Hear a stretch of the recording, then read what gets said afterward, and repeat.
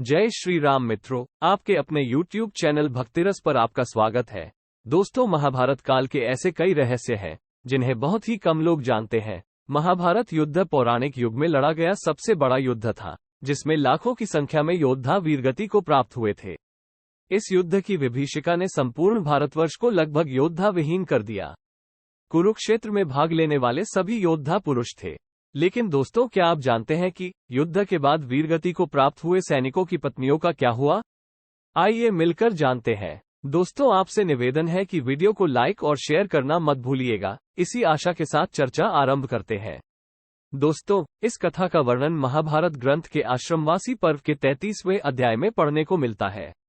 कथा के अनुसार महाभारत युद्ध के पश्चात पांडु पुत्र युधिष्ठिर का हस्तिनापुर के नरेश के रूप में राज्याभिषेक हुआ।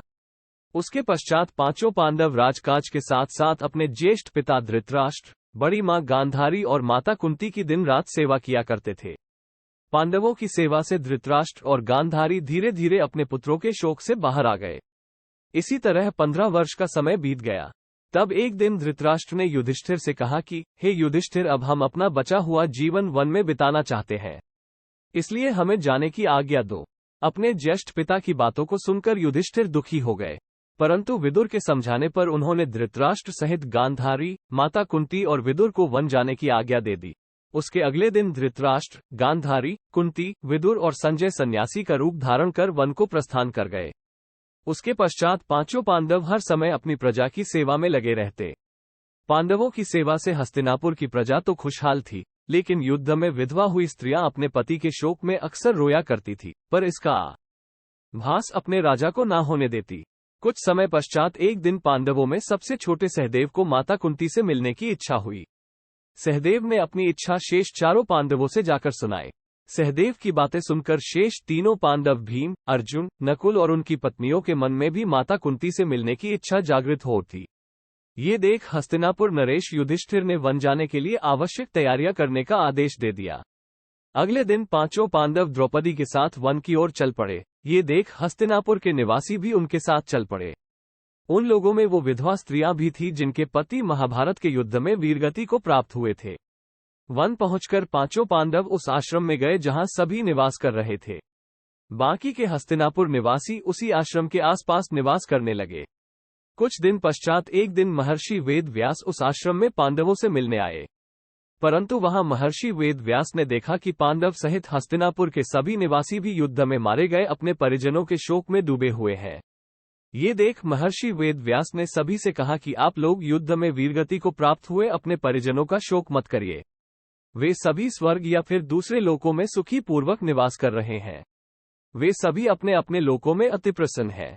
परंतु महर्षि वेद व्यास के इन कथनों से भी उन लोगों का शोक दूर नहीं हुआ। तब महर्षि वेद व्यास ने सभी से कहा कि अगर आप लोगों को मेरे द्वारा कही गई बातों पर विश्वास नहीं हो रहा है, तो आज रात मैं आप सभी को अपने परिजनों से मिलवाऊंगा। ये सुन पांडवों सहित सभी के चेहरों पर हल्की मुस्कान उभर आई।